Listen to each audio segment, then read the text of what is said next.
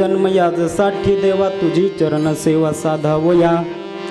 हरी नाम कीर्तन संतांचे पूजन घालू लोटांगण महाद्वारी।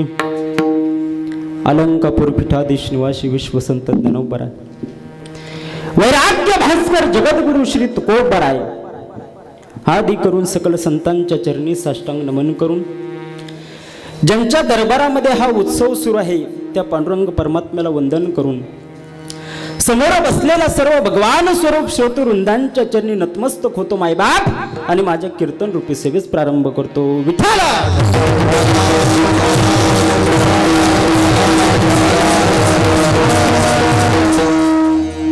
सेवेकरता निवडलेला अभंग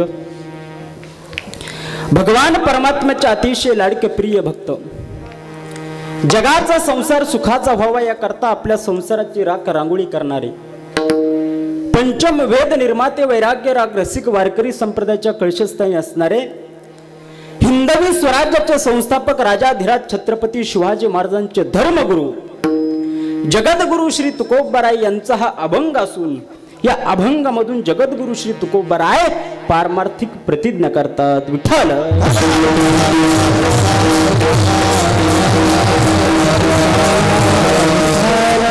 अभंगाला सुरुवात करण्यापूर्वी अल्पसा परिहार तो म्हणजे असा, या संतोष नगर सुरत मध्ये चालू असलेला भव्य दिव्य प्रकारचा अखंड हरिनाम उत्सव प्रतिवर्षीप्रमाणे याही वर्षी अतिशय भव्य दिव्य स्वरूपामध्ये या ठिकाणी साजरा होत आहे।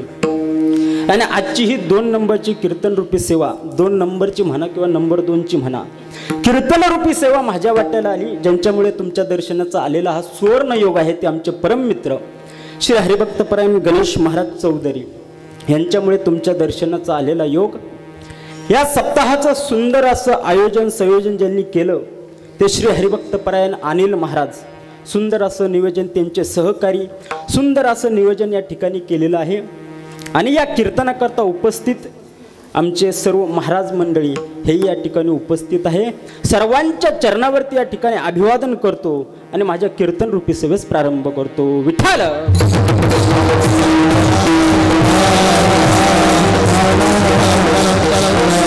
कीर्तन सुरू करण्यापूर्वी मायबाप मी 2-3 सूचना देत असतो। सूचना दिल्याशिवाय मी कीर्तन सुरू करत नाही। पहिली सूचना अशी आहे, कीर्तन चालू असताना कुणीही मधून उठायचं।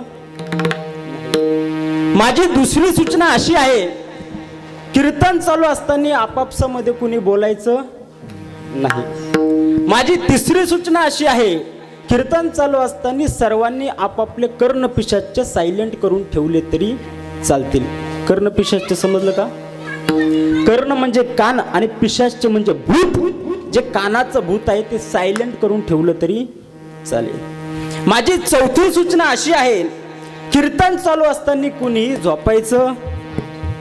तुम्ही जर झोपाल तर तुम्हाला तुमच्या शेजारच्याची शपथ, म्हणजे तुम्ही आता शेजारच्याला झोपू देणार नाही।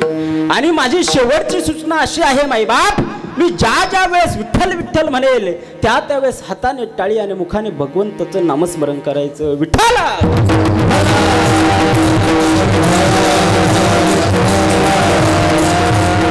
राजांनो, परमार्थ दुसरा तिसरा काहीच नाही बरं का। परमार्थ फार सोपा आहे मायबाप, परमार्थ अवघड नाही। हाताने टाळी आणि मुखाने भगवंताचं नामस्मरण करणं याला ओरिजिनल परमार्थ म्हणतात। कुठला? ओरिजिनल परमार्थ। कीर्तनामध्ये टाळी वाजवायचा कंजूसपणा अजिबात करायचा नाही। महाराज माणसं घरी अजिबात कंजूसपणा करत नाही। घरी जर बायको म्हटली ओ पीठ संपलं, पळत जातो पीठ घेऊन येतो। बायको जर म्हटली मीठ संपलं, पळत जातो मीठ घेऊन येतो। इथं जर म्हटलं म्हणाली विठ्ठल विठ्ठल, जागीच करतो इठ्ठल इठ्ठल इठ्ठल। जसा पॅरालिसचा झटका आला ह्याला। इथं कंजूसपणा करतात। परंतु एक सांगू, कीर्तनामध्ये टाळी वाजवल्याच्या नंतर काय होतं मायबाप, कीर्तनामध्ये टाळी वाजवल्याच्या नंतर पुण्य प्राप्त होत असतं। काय होतं? पुण्य प्राप्त होत असतं। आणि जो माणूस कीर्तनामध्ये टाळी वाजवत नाही, भगवान परमात्मा त्याला पुढच्या जन्मात रेल्वे स्टेशनवर टाळ्या वाजवायला लावतो। कसं असतं सांगू, या जगामध्ये काही विशिष्ट अशा वस्तू आहेत त्या विशिष्ट ठिकाणी त्या ठिकाणी शोभून दिसतात। एक वाक्य मी त्या ठिकाणी नेहमी सांगित असतो, ऐका, आवडलं तर बघा नाही तर सोडून द्या। बगीचे में माली भोजन में थाली कान में बाली, बगीचे में माली, भोजन में थाली, कान में बाली, घर में घर वाली और कीर्तन में टाली बहुत जरुरी होती है साहब, बहुत जरुरी होती है. तरी सुद्धा काही माणसं टाळ्या वाजवत नाही. तरी सुद्धा टाळ्या कोण वाजवत नाही सांगू? टाळ्या कोण वाजवत नाही? अक्सर टालियां वो लोग नहीं बजाते हैं साहब जो गम में होते हैं. कोण? गम म्हणजे दुःख बर का. अक्सर टालियां वो लोग नहीं बजाते हैं साहब जो गम में होते हैं, मगर टालियां बजने के लिए गम नहीं, दिल में दम चाहिए.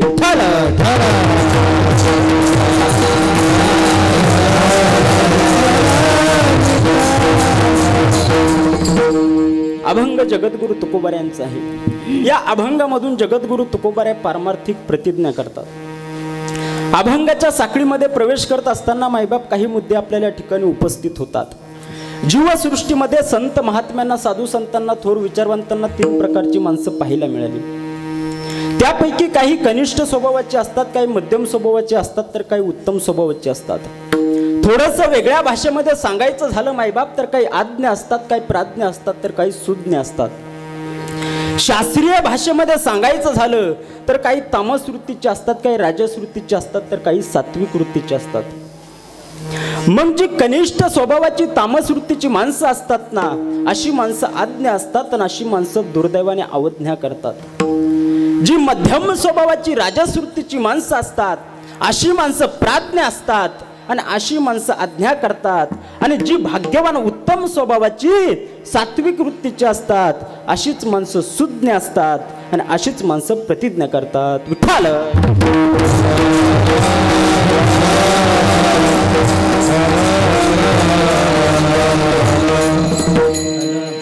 अवज्ञा कुणीही कुणाची करू नाही मायबाप, करूच नाही दादा अवज्ञा कुणी कुणाची. कारण आपली जर अवज्ञा कुणी केली तर आपल्याला रुचत नाही, पटत नाही, खपत नाही. मग इतरांची अवज्ञा करण्याचा अधिकार आपल्याला कोणी दिला? करूच नाही माणसाने जीवनामध्ये अवज्ञा. परंतु महाराज म्हणतात की एका विशिष्ट कालामध्ये अवज्ञा केल्याशिवाय राहू नये. देव जोडे तरी करावा धर्म. अधर्माने जर देवाची जोडी होत असेल, अधर्माने जर देवाची प्राप्ती होत असेल, अधर्माने जर देव भेटत असेल, महाराज म्हणतात अधर्म केल्याशिवाय राहू नये.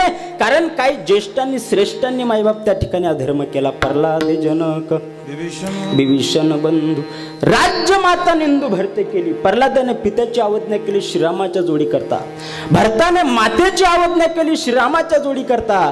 विभीषणाने भावाची अवज्ञा केली, श्रीरामाची जोडी करता. एरवी अवज्ञा कुणीच कुणाची करू नये मायबाप. आज्ञा तिघांनी करावी दाद्या. आज्ञा देवानी करावी, आज्ञा वेदानी करावी, आज्ञा संतांनी करावी. तरी झडझडवणी वैला निग ये भक्तीचे वाटे लाग. भगवान परमात्म्याची आज्ञा. मातृदेव भव, पितृदेव भव, अतिथी देव भव, गुरु उपदेश देव भव. वेदाची आज्ञा आणि संत महात्मे त्या ठिकाणी आज्ञा करतात. आली या संसारा उठा वेग करा, शरण जा उधारा पांडुरंगा. ही आहे संत महात्म्यांची आज्ञा. विठ्ठल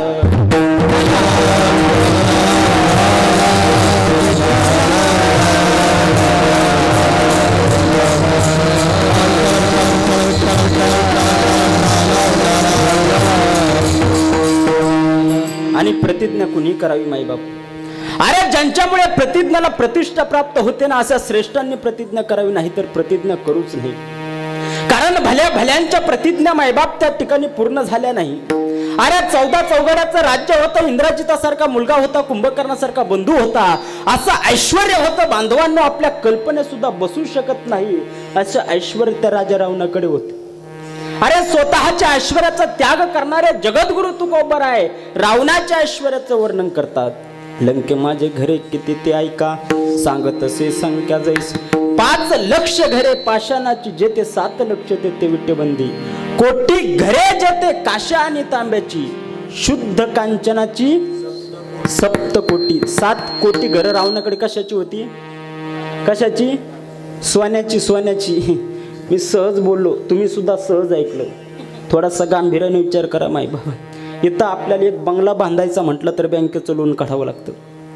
आपण इकून तिकून बंगला बांधतो, बँकेचं लोन काढतो, तरीही लोक आपल्यावर जळतात. आमच्या गावात एका पठ्ठ्याने बँकेचं लोन काढलं, बंगला बांधला, लोक जळायला लागले.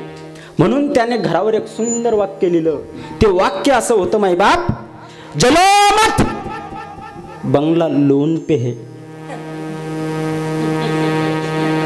कायला करंट लागन, कायला कीर्तन झाल्यावर. महाराज माणसं घरावर गाड्यावर काय लिहिलं याचा भरोसा नाही.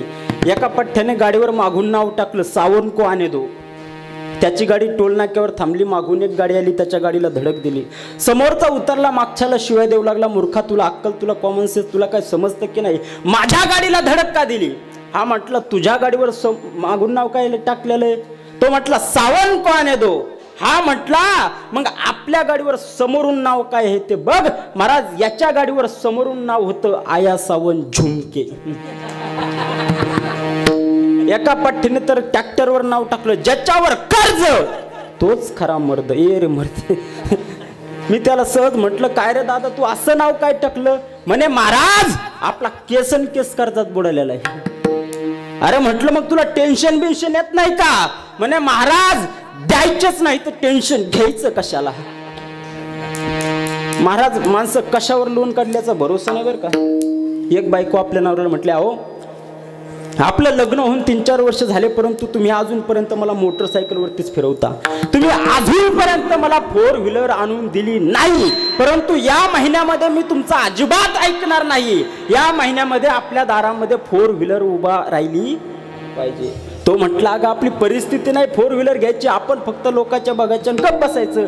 ती म्हटले मला अजिबात सांगायचं नाही, दारात 4 व्हीलर उभी राहिली पाहिजे. मग महाराज बायकोचं ऐकावंच लागतं, बायकोचं प्रत्येकाला ऐकावं लागतं. मग याने काय केलं, याने जे काय घरात विकण्यासारखं होतं ना ते विकलं, डाऊन पेमेंट भरलं आणि दारामध्ये 4 व्हीलर आणून उभी केली. डाऊन पेमेंट भरल्याच्या नंतर महिन्याला काय भरावं लागतात, हा हप्ते.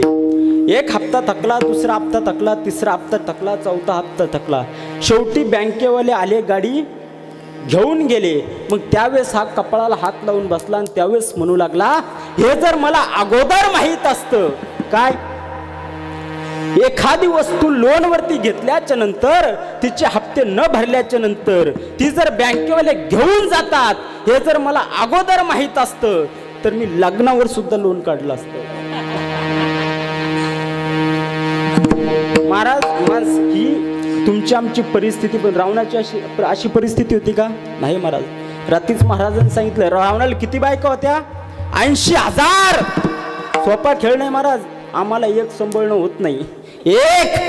एकीच्या ब्युटी पार्लरचा खर्च आम्हाला झेपत नाही. ते आब्रो का गोब्रो आहे का इकडं, हाय आब्रो गोब्रो काय म्हणते, हाय का. मला सांगा भगवान परमात्म्याने या भवया कशासाठी दिल्या, शायनिंग म्हणून दिले का, शायनिंग म्हणून दिल्या नाही. अरे ज्यावेळेस आपण कष्टाचं काम करतो, मेहनतीचं काम करतो, कष्टाचं मेहनतीचं काम करत असताना आपल्या डोक्यातून घाम गळतो. तो घाम जर डायरेक्ट डोळ्यात गेला तर माणूस आंधळा होतो, माणूस आंधळा होतो. म्हणून भगवान परमात्म्याने असे आडवे बांध घातले. कसे, असे आडवे बांध घातले. यांनी त्याला चाऱ्या पाडल्या, पाणी काढून दिलं. एवढे हुशार आहे महाराज. रावणाकडे किती होत्या, 80,000 बायका, 1,00,000 नातू, 1,25,000. पण तू एवढा ऐश्वर्य संपन्न राजा रावण होता महाराज, त्याने सुद्धा 3 प्रतिज्ञा केल्या होत्या. किती, 3. रावणाची पहिली प्रतिज्ञा होती खारा समुद्र गोड करीन. रावणाची दुसरी प्रतिज्ञा होती सोन्याला सुगंध आणील. आणि रावणाची तिसरी प्रतिज्ञा होती स्वर्गाला शिडी लावेल. मला सांगा रावणाची एक सुद्धा प्रतिज्ञा पूर्ण झाली का, हा नाही झाली. खारा समुद्र गोड झाला नाही झाला. सोन्याला सुगंध आला का नाही. स्वर्गाला शिडी लागली का नाही. जर स्वर्गाला जर शिडी लागली असती तर काय झालं असतं खरं सांगा महाराज. स्वर्गाला जर शिडी लागली असती तर ह्या बेवड्यांनी एक सुद्धा महाराज स्वर्गाला जाऊ दिलं नसता, खरंच नसता जाऊ दिला. एखादा महाराज जर स्वर्गाची शिडी चढला असता तर ते पळत आलं असतं, महाराजाच्या धोत्राला धरून खाली ओढलं असतं आणि सगळे बेवडे स्वर्गात गेले असते. असे तसे नसते गेले मायबाप, देशी ब्रँड घेऊन गेले असते. मी सहज एक जणाला विचारलं, काय रे राजा तू देशी का पितो. म्हणे महाराज माझं माझ्या देशावर प्रेम आहे म्हणून मी देशीच पितो. मला सांगा देशभक्त का देशी भक्त, हा. आणि महाराज सगळे बेवडे जर स्वर्गात गेले असते तर खाली डीजे वाल्याला दम निघला असता का, हा. सगळे बेवडे स्वर्गात खाली डीजे वाले काय करणार. महाराज डीजे वाला डीजे घेऊन स्वर्गात गेला असता आणि स्वर्गात शांतबाई नाचवली असती. विठ्ठल विठ्ठल.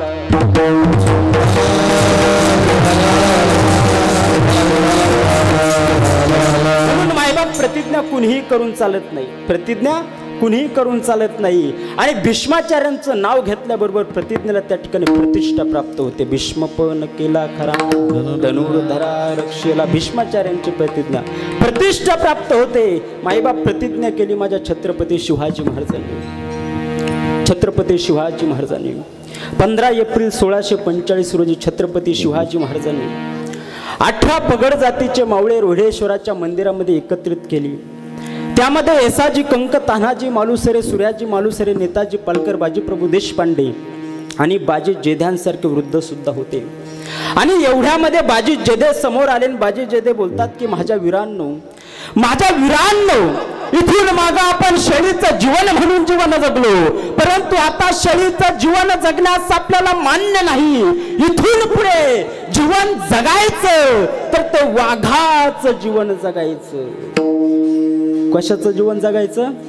वाघाचं जीवन जगायचं. आणि एवढ्यामध्ये त्या ठिकाणी मायबाप छत्रपती शिवाजी महाराज समोर आले.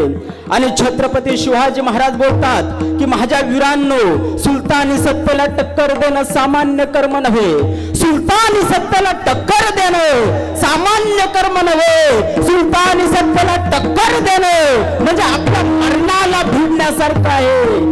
एवढ्यामध्ये बाजी जेव्हा समोर आले आणि बाजी जेव्हा बोलतात की माझ्या वीरांनो अरे आम्ही सुलतानी सत्तेला टक्कर देण्याकरता त्या ठिकाणी बाजी जेव्हा समोर आले. आणि बाजी जेव्हा बोलतात की राजा मरणाची भीती कुणाला दाखवता? राजा इथून पुढे जीवन जगायचं तर ते स्वराज्यासाठी आणि मरायचं तरी स्वराज्यासाठी. आणि एवढ्यामध्ये छत्रपती शिवाजी महाराजांनी बेलभंडारा हातामध्ये घेतला. महादेवाच्या पिंडीवरती व्हायला. आणि छत्रपती शिवाजी महाराज बोलतात मावळ्यांनो, चला तर मग आज आपण या रोहिडेश्वराच्या साक्षीने शपथ घेऊया. हिंदवी स्वराज्याची प्रतिज्ञा करूया. स्वराज्य करूया, दीन दुबळ्यांचं करूया, गोरगरिबांचं करूया, कष्टकऱ्यांचं करूया, देवाचं कार्य म्हणून करूया. आणि ध्वजही घेऊया देवाचाच. आणि छत्रपती शिवाजी महाराजांनी रोहिडेश्वराच्या समोरचा भगवा ध्वज आपल्या हातामध्ये घेतलाय. अरे भगवा कशा करता? कारण भगवा शौर्याचं प्रतीक आहे, भगवा त्यागाचं प्रतीक आहे. अरे भगवा आमची आन बाण आणि शान आहे. छत्रपती शिवाजी महाराजांनी रोहिडेश्वराच्या समोरचा भगवा ध्वज आपल्या हातामध्ये घेतला. आणि त्या ठिकाणी एकच मोठ्याने सिंहगर्जना केली. हर हर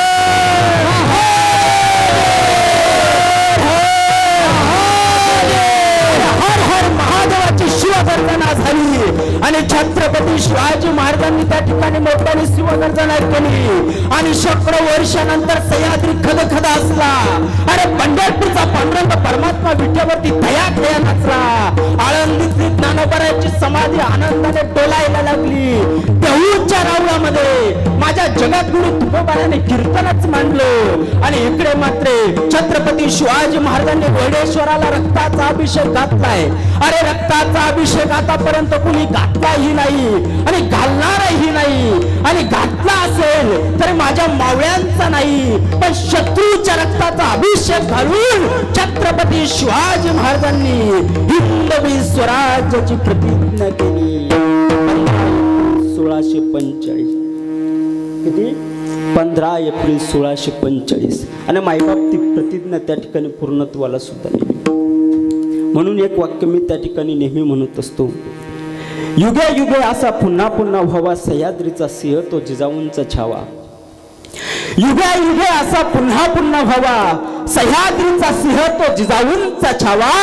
अरे हिंदवी भक्त मराठा रक्त आणि दिल्लीचे तख्त बाल वयात गेला ज्याने तोरणा किल्ला सर. बघतोस काय वेड्या मुजरा कर. हा अधिकार आहे माईबापाच्या राजाचा.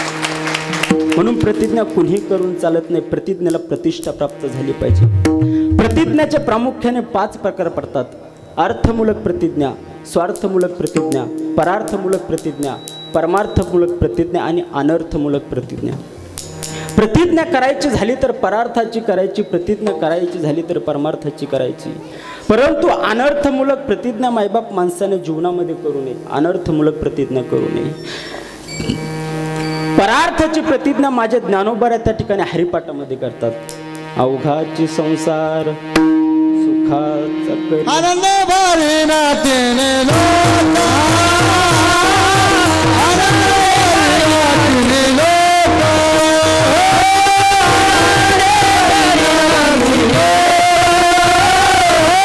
आनंद भरे नातेने लोका, अवघाची संसार सुखाचा, आनंद भरे नातेने लोका, आनंद भरे नातेने लोका, अवघाची संसार सुखाचा, आनंद भरे नातेने लोका, आनंद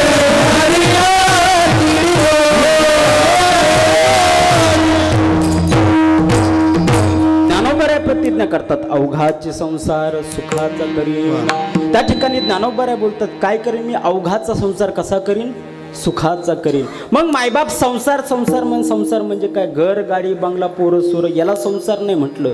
महाराजांनी कशाला संसार म्हटलं? पुनरपी जननम पुनरपी मरणम पुनरपी जननी जठरे, पुन्हा पुन्हा जन्माला येणं आणि पुन्हा पुन्हा मरणं. ज्ञानोबाऱ्याने याला संसार म्हटलं.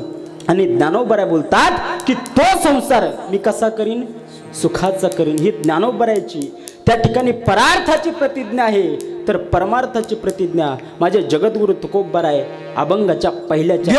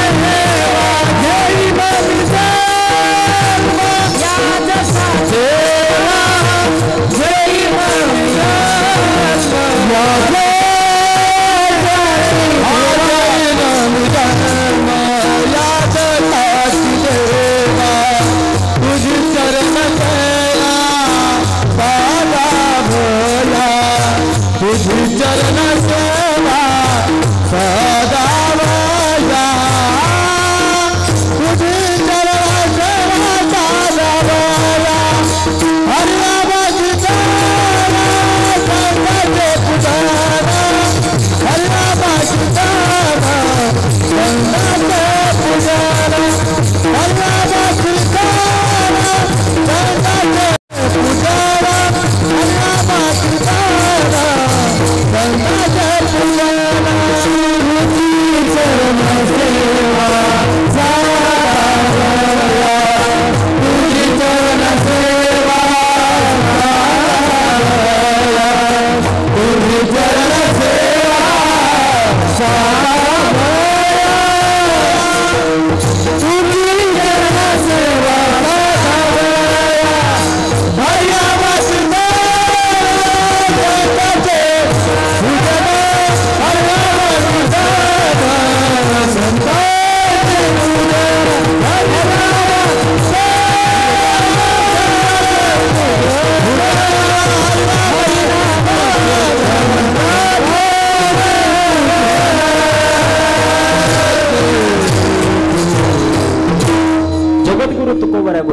घेईन मी जन्म याजसाठी देवा. महाराज म्हणतात की मी जन्म घेईन. मग मायबाप आपल्यासमोर या ठिकाणी एक प्रश्न उभा राहतो. जन्म घेणं हे आपल्या हातात आहे का? आपल्या हातात आहे का जन्म घेणं? नाही मायबाप. जन्म घेणं जर हे आपल्या हातात असतं तर गरीबाच्या घरी कुत्र सुद्धा जन्माला आलं नसतं. मग महाराज खोटं बोलतात का? नाही मायबाप. संत कधी खोटं बोलत नाही आणि जे खोटं बोलतात ते संत असू शकत नाही. महाराज म्हणतात की मी जन्म घेईन. मग कुठल्या आधारावर महाराज म्हणतात मी जन्म घेईन? तर शास्त्राने 3 प्रकारचं त्या ठिकाणी प्रारब्ध सांगितलेलं आहे. 3 प्रकारचं प्रारब्ध शास्त्राने सांगितलं मायबाप. पहिलं प्रारब्ध आहे अनिच्छा प्रारब्ध, दुसरं प्रारब्ध आहे परीच्छा प्रारब्ध आणि तिसरं प्रारब्ध आहे सोइच्छा प्रारब्ध. पहिलं प्रारब्ध त्या ठिकाणी जीवाला असतं. तुम्हा मला यावंच लागतं, राहावंच लागतं आणि पुन्हा त्या ठिकाणी जावंच लागतं. कारण तुम्ही आम्ही कसे आहोत? तुम्ही आम्ही हे अनिच्छा प्रारब्धी आहोत. कारण तुमच्या आमच्या जन्माच्या अनेक कारणं शास्त्राने सांगितलं. पहिलं कारण गीता सांगते, जन्म मृत्यू जरा व्याधी दुःख दोषानुदर्शनम. जन्माचं दुसरं कारण नाथ महाराजांनी हरिपाठामध्ये सांगितलं. नाथ महाराज बोलतात जी वासना आहे ना, वासना, त्या वासनेच्या पोटी जीवाचा जन्म घेणे लागे वासनेच्या संगे.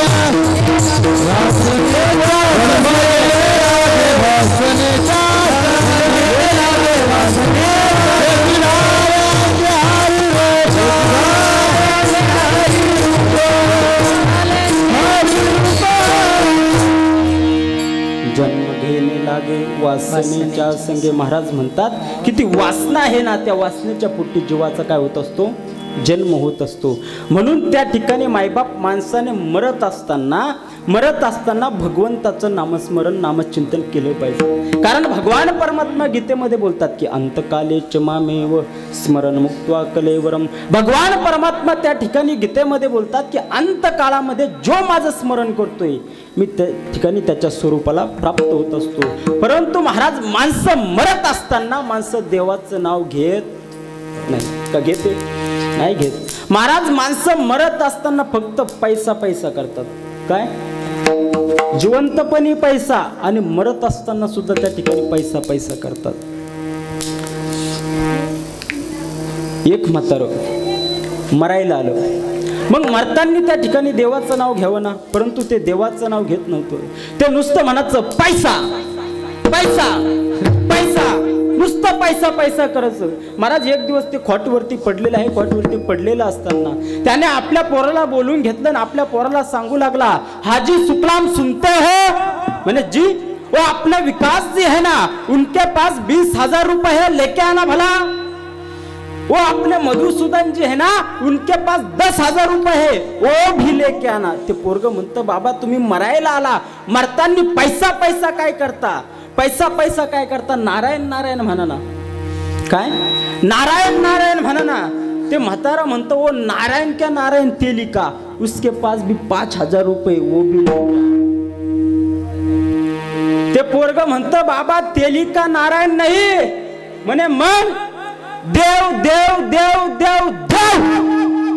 ते म्हातारा म्हणतं, वो देव नाही तर नाही देव, लेकिन तुम लेव. महाराज माणसं मरायला येते तरी माणसाच्या हातून पैसा सुटत नाही. आदमी कब तक जीवन में धन धन धन धन करता है, मेरी बात ध्यान से सुनना, समझ में आई तो टालिया बजना.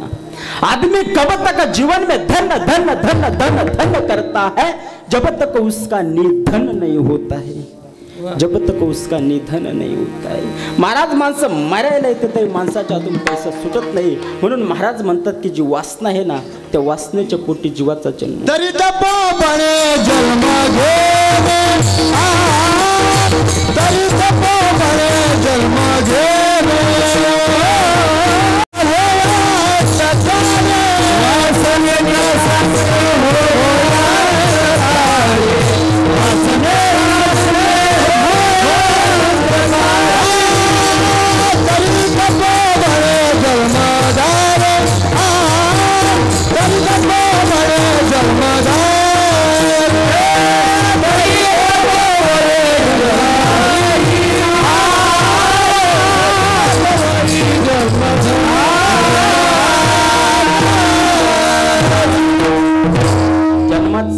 कारण वासना, जन्माचं तिसरं कारण सांगितलं कर्म. पाप पुण्य समान समी तै पावी जे हे कर्मभूमी.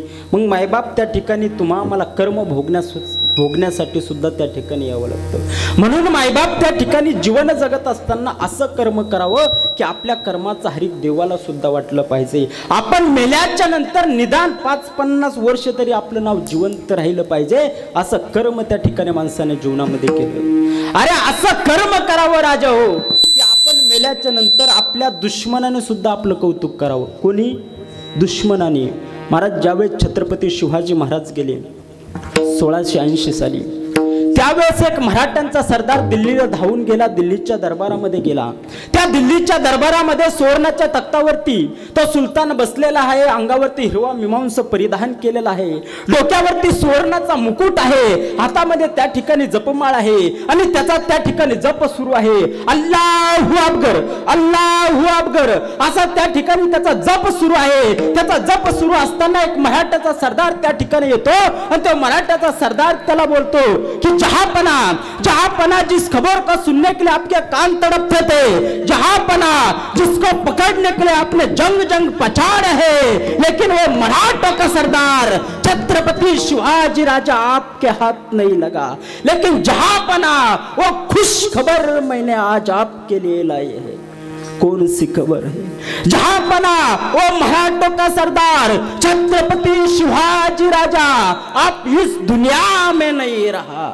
महाराज ज्या वेळेस हे शब्द त्या सुलतानाने ऐकले, त्याने सुवर्ण सिंहासनाचा त्या ठिकाणी त्याग केला, खाली जमिनीवरती आला, जमिनीवर त्याने दोन्ही गुडघे टेकवले, आपल्या डोक्यातील सुवर्णाचा मुकुट खाली काढून ठेवला आणि आपल्या अल्लाहकडे, आपल्या परवरदिगाकडे वरती दोन्ही हात केले आणि तो बोलू लागला की ऐ मेरा खुदा, ऐ मेरा मौला, ऐ मेरे रहीमान रहीम, इस इस्लाम के नेक बंदे ने जिंदगी भर तेरी बंदगी की है, इस इस्लाम के नेक बंदे ने जिंदगी भर तेरी बंदगी किए हैं, लेकिन इस इस्लाम के नेक बंदे ने आज तक तेरे पास कुछ नहीं मांगा है, लेकिन इस्लाम का नेक बंदा आज तेरे पास कुछ मांगने जा रहा है.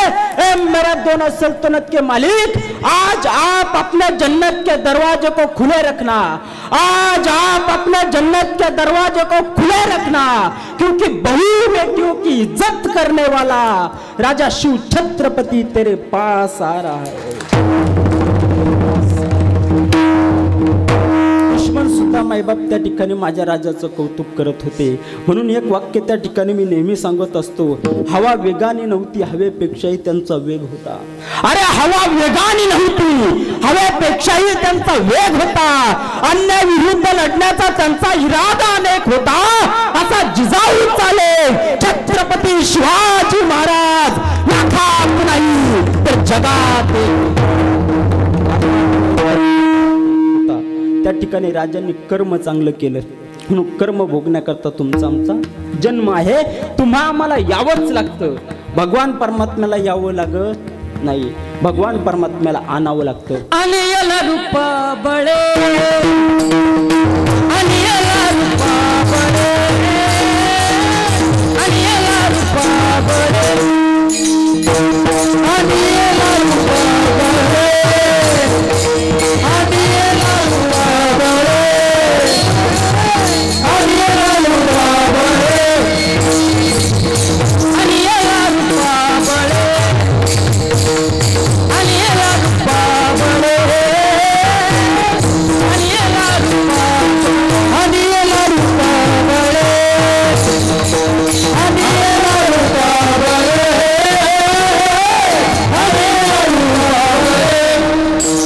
करुणी खरे हरिदासी, करुणी खरे हरिदासी, आणि याला रूपा बळे,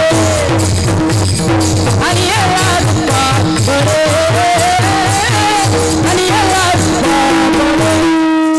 करुणी खरे हरिदासी, करुणी खरे हरिदासी, आणि याला रूपा बळे, आणि याला रूपा बळे, आणि याला रूपा बळे, रूपा बळे, रूपा.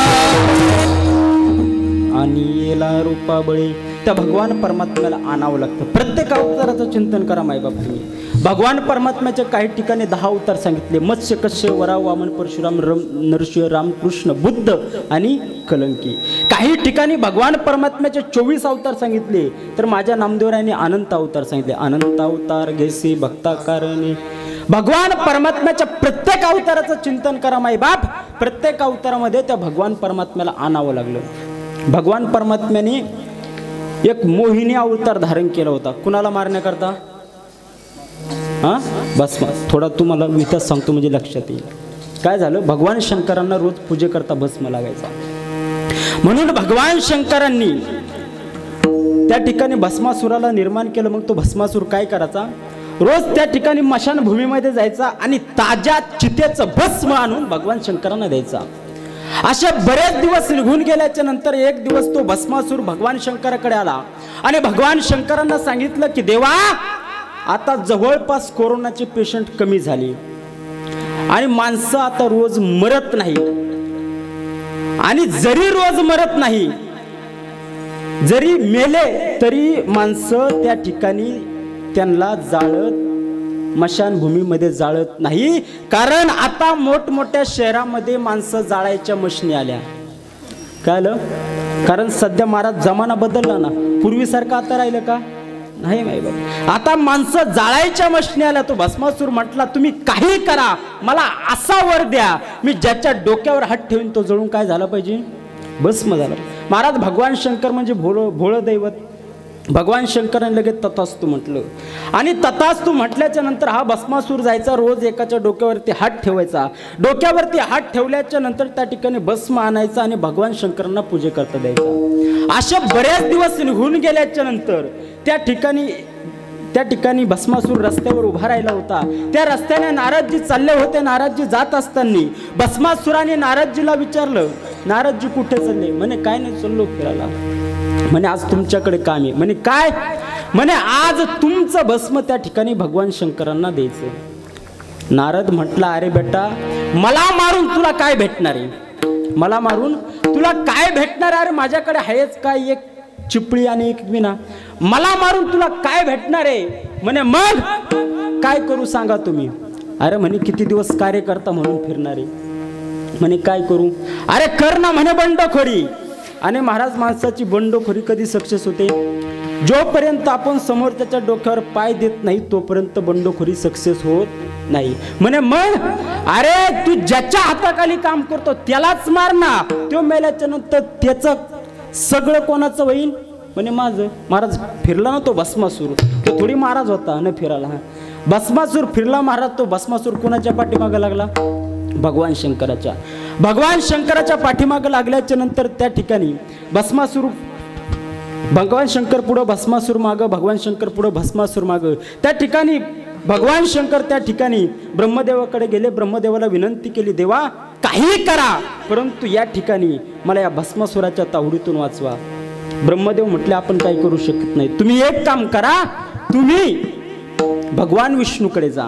आणि महाराज त्या ठिकाणी भगवान विष्णूकडे गेल्याच्या नंतर भगवान विष्णूने मनमोहक सुंदर असं त्या ठिकाणी मोहिनीचं रूप धारण केलं.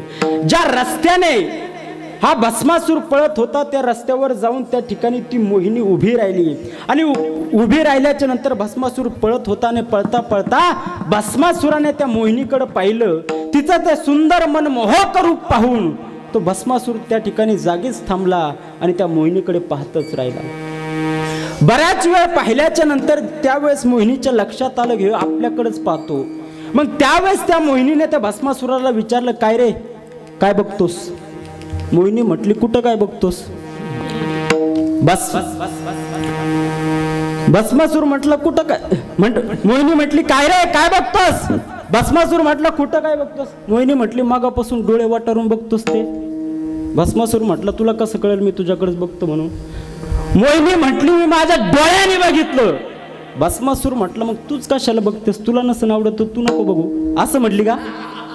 असं म्हटली का झोपली? तुम्ही जागी आहे का ते बघत चेक करत होतो मी. असं कोण कोणाला म्हटलं होतं? आत्ता शिकरण लाग. असं नाही म्हटली. म्हणे काय रे कशा करता उभा राहिला? कशा करता उभी राहिली? म्हणे काय नाही, लग्न करण्याकरता उभी राहिली. म्हणे लग्न करण्याकरता? म्हणे तुला लग्न करायचंय, मग तुझी काही आट असन, जशी हल्ली मुलींच्या आटी आहे तशी तुझी सुद्धा काही आट असेल ना. म्हणे कारण सध्या हल्ली मुलींच्या फार मोठ्या अटी आहे महाराज. मुलीची पहिली आट असती मुलगा सरकारी नोकरीला पाहिजे, चांगली आट आहे. दुसरी आट असते मुलाला शेती पाहिजे, ही पण आट चांगली आहे. परंतु तिसरी आट मला पटत नाही.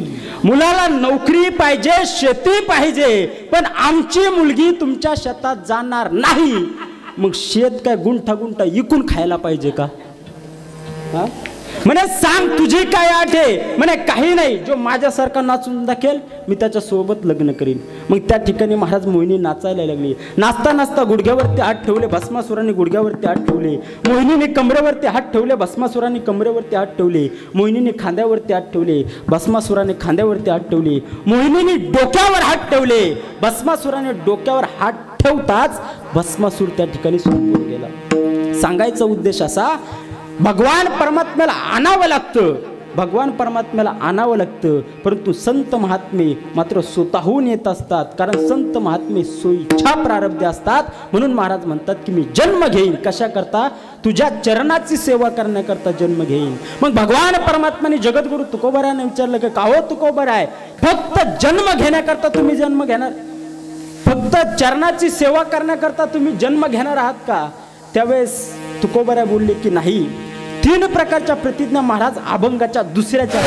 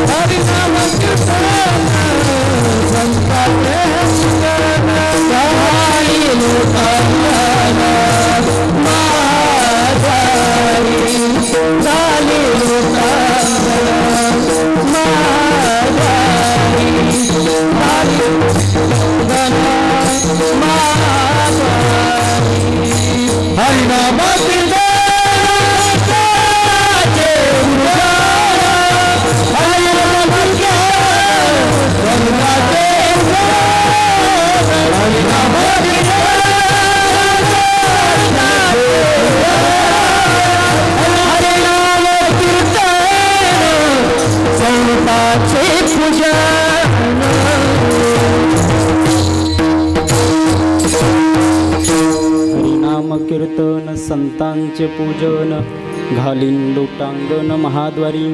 त्या ठिकाणी महाराज म्हणतात की मी काय करीन? हरिनाम कीर्तन करीन. हरिनाम कीर्तन कशा करता माईबाप? नामस्मरणाने काय होतं तर महाराज म्हणतात जळतील पाप जन्मांतरीचे, अनंत जन्मीचं पाप त्या ठिकाणी काय होतं? जळून भस्म होत असतं.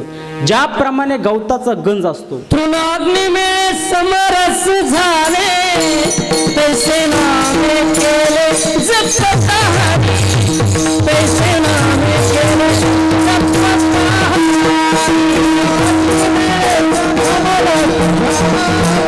पैसे नामे केले जपता हरी, पैसे नामे केले जपता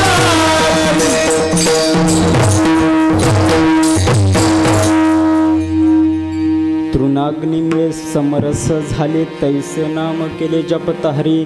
महाराज म्हणतात की त्या ठिकाणी कितीही पाप असू द्या, भगवंताचं नामस्मरण जर मनाभावाने केलं तर ते पाप जाळण्याचं काम काय करत असतं? भगवंताचं नाम करत असतं. म्हणून महाराज म्हणतात हरिनाम कीर्तन.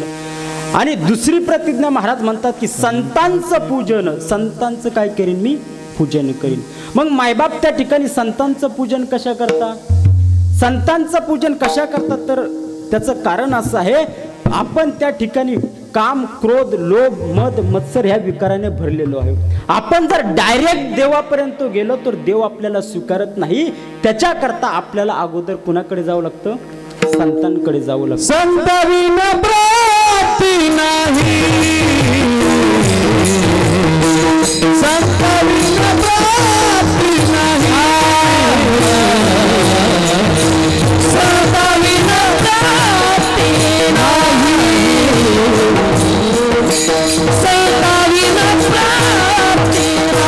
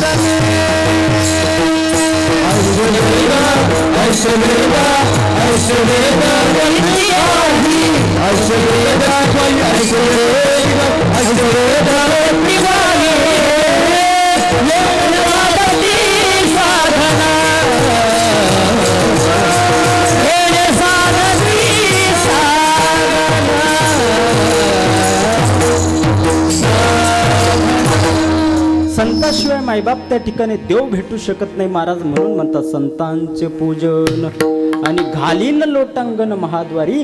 महाद्वारामध्ये त्या ठिकाणी लोटांगण घालीन. महाद्वारामध्ये लोटांगण घातल्याच्या नंतर काय होतं मायबाप, महाद्वारामध्ये लोटांगण घातल्याच्या नंतर आपला जो अभिमान आहे ना, तो अभिमान त्या ठिकाणी नाहीसा होतो आणि ज्याचा अभिमान जातो तो देव स्वरूपाला प्राप्त होतो. अभिमान गेला तुका म्हणे देव झाला.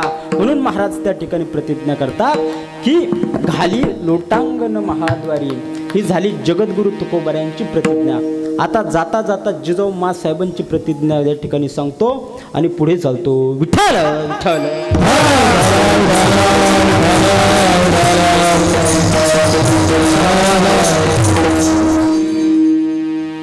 ज्यावेळेस जिजाऊ मासाहेबांच्या पोटामध्ये छत्रपती शिवराय वाढत होते त्यावेळेस मासाहेबांचं वास्तव्य झालं मायबाप गड शिवनेरी. मासाहेबांनी सुप्रभाती उठावं, स्नान संध्या करावी, कधी रामायण वाचावं, कधी महाभारत वाचावं, कधी गीता वाचावी, कधी ज्ञानेश्वरी वाचावी, असा नित्यांचा क्रम मासाहेबांचा चालू असताना रोज कुठून ना कुठून अन्यायाच्या आणि अत्याचाराच्या बातम्या जिजाऊ मासाहेबांच्या कानावरती यायच्या. त्यावेळेस गडकऱ्यांची धर्मपत्नी लक्ष्मीबाई जिजाऊ मासाहेबांकडे आली आणि मासाहेबांना विचारलं की मासाहेब या अवस्थेमध्ये असणाऱ्या प्रत्येक मायमाऊलीला काहीतरी खावंसं वाटतं, काहीतरी पिवासं वाटतं, त्याला डोहाळे असं म्हणतात. मासाहेब तुम्हाला काही खावंसं वाटतं का, मासाहेब तुम्हाला काही पिवासं वाटतं का, तिचा तो प्रश्न ऐकून मासाहेबांच्या दोन्ही हाताच्या मुठी अशा आवळल्या गेल्या, डोळे लालबुंद झाले आणि मासाहेब ताडकन उठून उभ्या राहिल्या आणि मासाहेब बोलतात की आम्हास खाण्यापिण्याचे डोहाळे होत नाही, आम्हास मेनात हलक्या उडत नाही. मग काय आवडतं मासाहेब तुम्हाला, तिचा तो प्रश्न ऐकून मासाहेबांनी अलौकिक असे डोहाळे सांगितले. असे डोहाळे क्वचित एखाद्याच माऊलीला होतात. मासाहेब बोलतात की आम्हास वाटते वाघावर बैसावे. कुठं बसावं वाटलं, वाघावर. काय डोहाळे होतात महाराज. अरे आम्हाला वाटतं वाघावर बसावं, घोड्यावर मान ठोकावी, घोडा सह्याद्रीच्या दऱ्याखोऱ्यामध्ये फेकावा, अंगावरती लढाईचा पोशाख घालावा, डोक्यावर जिरेटप ठेवावा, कमरेला शेला गुगळावा, त्या तलवार म्यान करावी, आपल्या समोर उचलून नेऊन आपल्याच माय माऊलीवरती बलात्कार केले जातात. त्या हैवानांचा शिरदडा वेगळं करावं, हे हिंदवी स्वराज्य आम्ही निर्माण करावं. काय पाय डोहाळे होतात महाराज. म्हणून वाटतं की माँसाहेब तुमच्या चरणावरती आमचे कोटी कोटी प्रणाम. म्हणून वाटतं की माँसाहेब तुम्ही पुन्हा एकदा जन्माला या, माँसाहेब पुन्हा एकदा छत्रपती शिवरायांसारखं रत्न पुन्हा या राष्ट्राच्या ओटीमध्ये घालावं. करूया प्रार्थना विश्वराला. स्वातंत्र्यामध्ये पारतंत्र्याचा अंधकार गडद होत चाललाय, राष्ट्र तेजाची स्मशाल हाती पाहिजे. अरे स्वातंत्र्यामध्ये पारतंत्र्याचा अंधकार गडद होत चाललाय, राष्ट्र तेजाची स्मशाल हाती पाहिजे. पुन्हा एकदा या देशाला जिजाऊचा शुभास पाहिजे. कारण माँसाहेब तुम्ही झाल्या नसत्या तर बाटल्या असत्या आमच्या मुलीबाई. माँसाहेब तुम्ही झाल्या नसत्या तर बाटल्या असत्या आमच्या मुलीबाई. बाटल्या असत्या आमच्या मुलीबाई, दिसले नसते कुंकू कपाळी. माँसाहेब तुम्ही झाल्या नसत्या तर नसते जन्मले छत्रपती शिवाजी महाराज. आणि नसते जन्मले छत्रपती शिवाजी महाराज तर काय झालं असतं मायबाप. काशी की कला जाती, मथुरा में मस्जिद बसती. अगर एक शिवाजी ने होते तो सुन्नत सबकी होती. सुन्नत सबकी.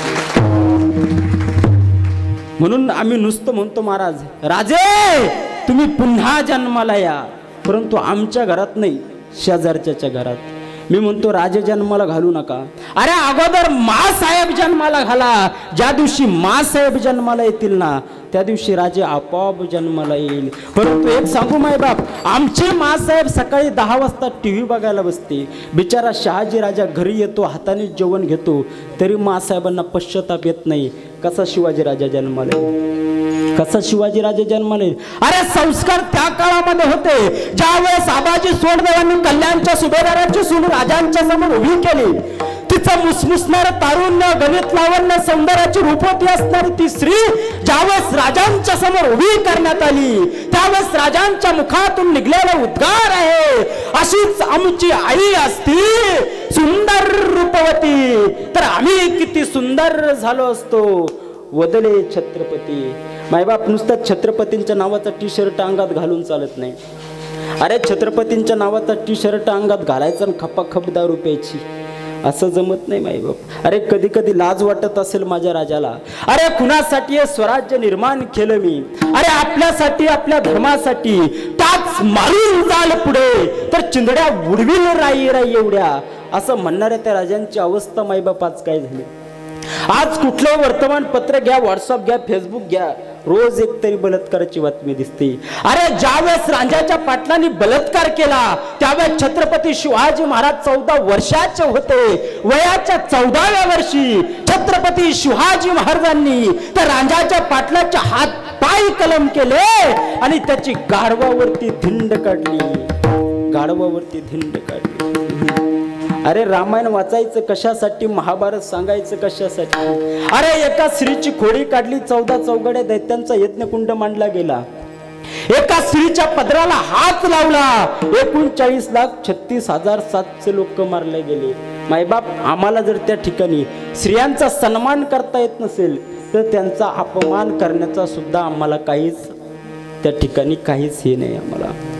परंतु आजही मायबाप आम्ही त्या ठिकाणी मुलीला गर्भात मारून तिचा त्या ठिकाणी एक प्रकारे अपमानच करतो. मला सांगा इथं बसलेला कुठल्या बाईला वाटतं मला मुलगी व्हावी?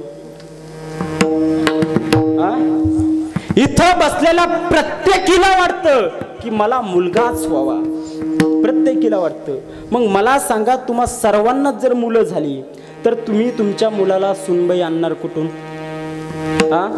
सध्या बरे महाराज सध्या बागतोय गडचिरोली, भंडारा, चंद्रपूर, रायपूर आणि तिथला स्टॉक संपला. मग लडकी आना होती. अरे लडकी आना होती तो क्या होता? दुनिया परेशान तन्हा इंसान गलिया सुनसान, न जानू न जान हर तरफ जय हनुमान. प्रत्येक गल्ली बोळात 100-150 मारुती आपल्याला भेटले असते. प्रत्येक गेले. आता फार अवघड झालं महाराज. आता मुली भेटणं फार अवघड झालं, फार अवघड झालं आता मुली भेटणं. आता सध्या आम्ही सध्याची परिस्थिती अशी आहे, आता आम्ही त्या ठिकाणी मुलगी बघायला जातो, परंतु अजून 5 वर्षामध्ये मुलगी त्या ठिकाणी मुलगा बघायला जाणार. किती वर्षात? 5 वर्षात. अशी तशी नाही जाणार महाराज, फॉर्च्युनर गाडीत बसून जाणार. मुलगी त्या ठिकाणी जाणार खाली उतरणार, घरात शिरणार, मुलगी सोप्यावरती बसणार, मुलगा उठणार, मुलगा त्या ठिकाणी स्वयंपाक रूममध्ये जाणार. मुलगा स्वयंपाक रूममध्ये गेल्याच्या नंतर मुलगा गॅस पेटवणार. गॅस पेटल्याच्या नंतर त्या ठिकाणी चहाचं पातेलं त्या ठिकाणी गॅसवरती ठेवणार, त्याच्यात दूध टाकणार, साखर टाकणार, पत्ती टाकणार, ती चहा उकळू देणार. कोण? हे ध्यानात राहू द्या. ती उकळू देणार. उकळल्याच्या नंतर महाराज त्या ठिकाणी ती चहा त्या कपात ओतणार, ते कप त्या सुपात ठेवणार. काय म्हणते, सूपच म्हणते का? Tray tray tray. ते मला थोडी शुद्ध भाषा जमत नाही, आपण गावठी माणूस. ते कप त्या ठिकाणी ट्रे मध्ये ठेवणार, ते ट्रे घेणार, ते ट्रे उचलणार. कोण? मुलगा. मुलगा तो ट्रे घेऊन मुलगा समोर येणार. समोर आल्याच्या नंतर मुलगी त्याच्यातला एक कप घेणार, एक फुरका मारणार आणि मुलगी त्या मुलाला प्रश्न विचारणार. काय रे, काय नाव तुझं? कोणत्या शाळेत शिकला? कॉपी करून पास झाला का बिना कॉपीचा? वर बाग खाली नको बघू पोरी सारखा. असं कोण म्हणणार? असं मुलगी म्हणणार. आणि मुलगी शेवटचा प्रश्न विचारणार, तुला भांडी घासता येतात? तुला पाळण्याला झोका देता येतो? ज्यांना हे जमणार त्यांचेच लग्न होणार, बाकीचे बोंबलत फिरणार. विठ्ठल.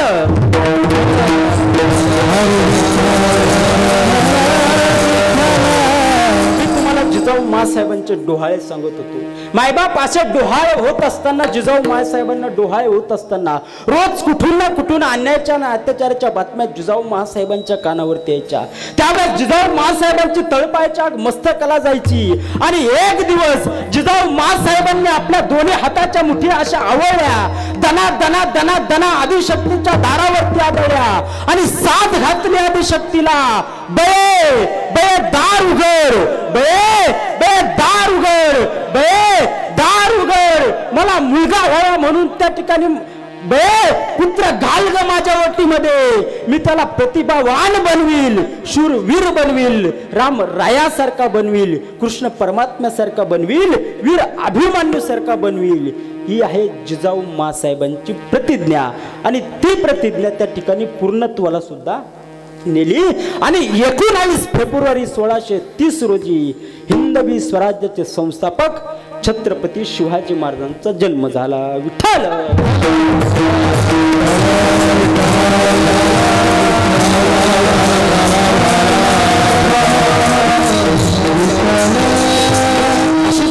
जगद्गुरु तुकाराम महाराज करतात की हरिनाम कीर्तन, संतांचे पूजन, घालू लुटांगण महादारी. आणि महाराज म्हणतात की ही प्रतिज्ञा पूर्ण झाल्याच्या नंतर आम्ही कसं राहू?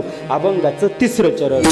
आनंद निर्भर असो भलते ठाई, सुख दुःख नाही चाड. आम्हा महाराज म्हणतात की आम्ही आनंदी राहू, निर्भर राहून कुठल्याही परिस्थितीमध्ये राहू. निंदी कोणी मारी, उंदी कोणी पूजा करी, मज हेही नाही तेही नाही, वेगळा दुईपासून.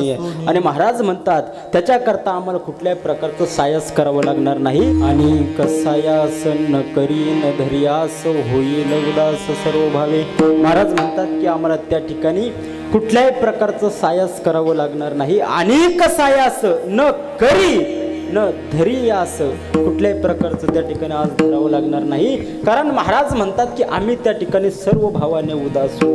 भक्त आईस जाना जे देही उदास, गेले आशा पाश निवारुनी. कारण महाराज म्हणतात की जो मोक्ष लोकाच्या घरी दासी म्हणून काम करतोय, महाराज म्हणतात की तो मोक्ष आमच्या घरी त्या ठिकाणी दास आहे. दास. अभंगाचं शेवटचं चरण.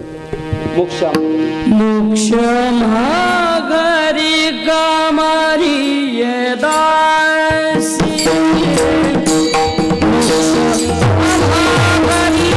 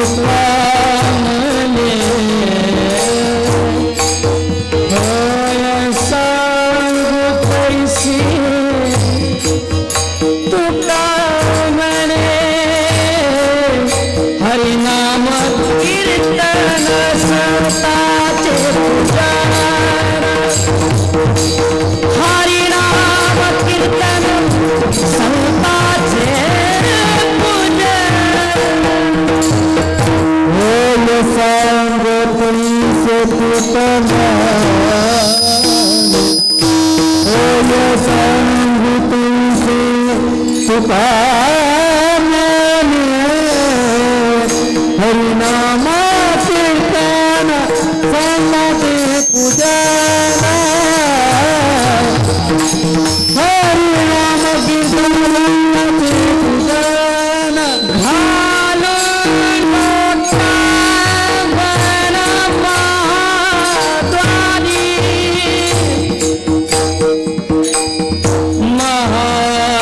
महाद्वारी घालो लोटा घालो लोटा घालो लोटा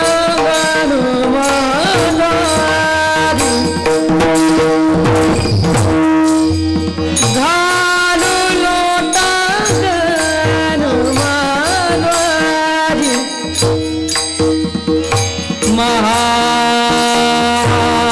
महाद्वारी घालो लोटा गण लोटा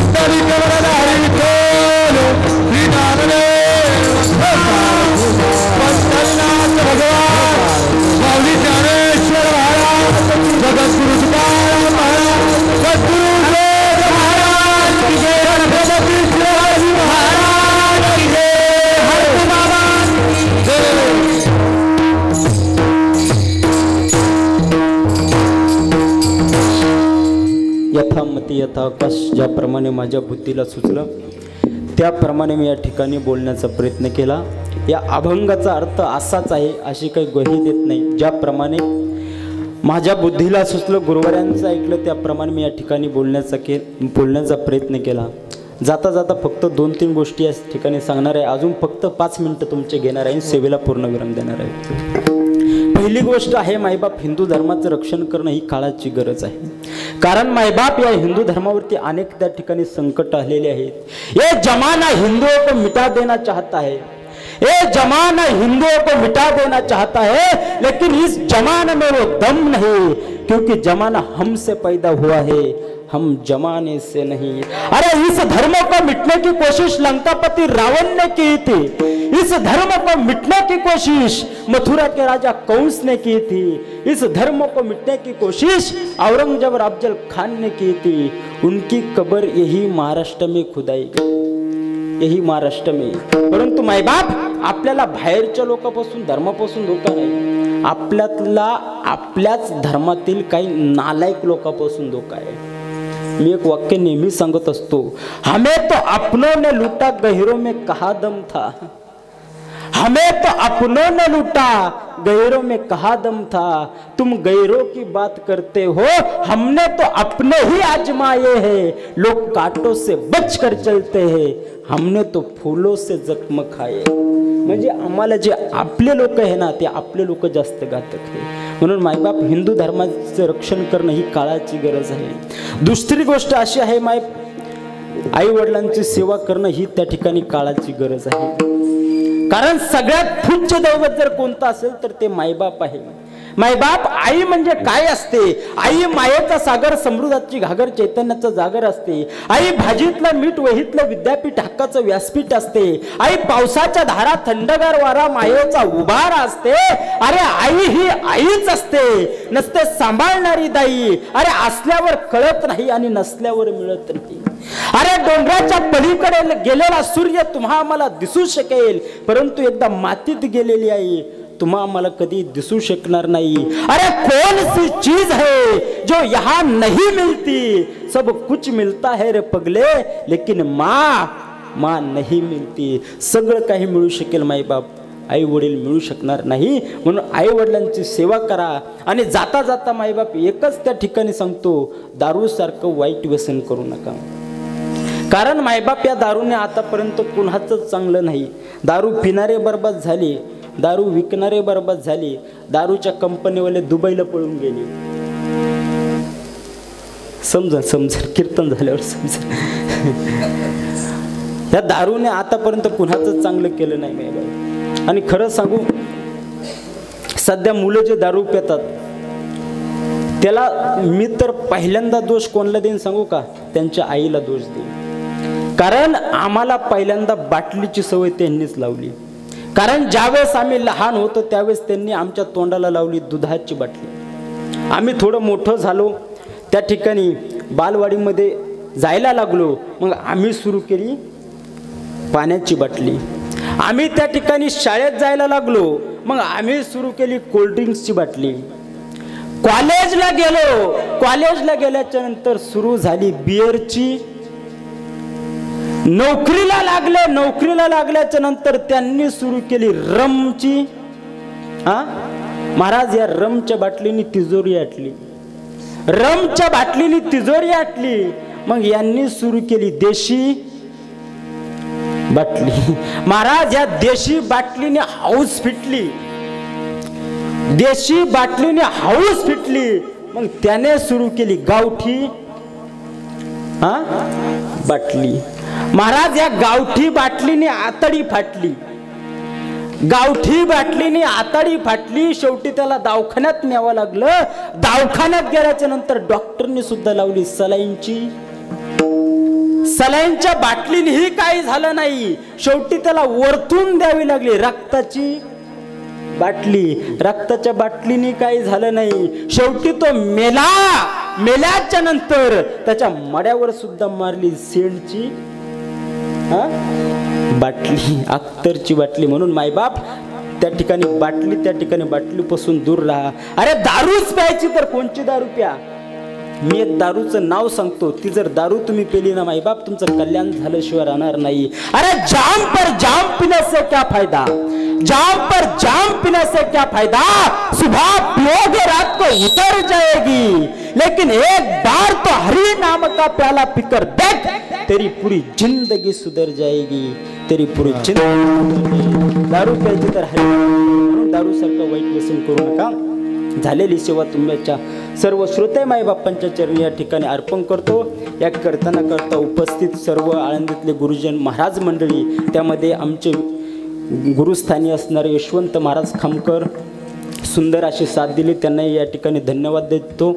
आमचे बाळू महाराज यांनी सुंदर साथ दिली, त्यांनाही धन्यवाद देतो. आमचे मनू महाराज यांनी सुंदर साथ दिली, त्यांनाही धन्यवाद देतो. आमचे गणेश महाराज यांनी सुंदर साथ दिली, त्यांनाही धन्यवाद देतो. आमचे मुरली महाराज आदी करून सर्व महाराज मंडळींनी सुंदर अशा प्रकारची साथ दिली, त्यांनाही धन्यवाद देतो.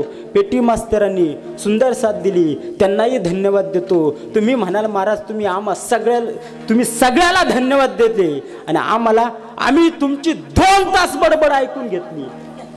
तुम्हाला कॉपरापासून धन्यवाद. सर्वांच्या चरणावरती या ठिकाणी नतमस्तक होतो आणि माझ्या सेवेला पूर्ण विराम देतो. ज्ञानेश्वर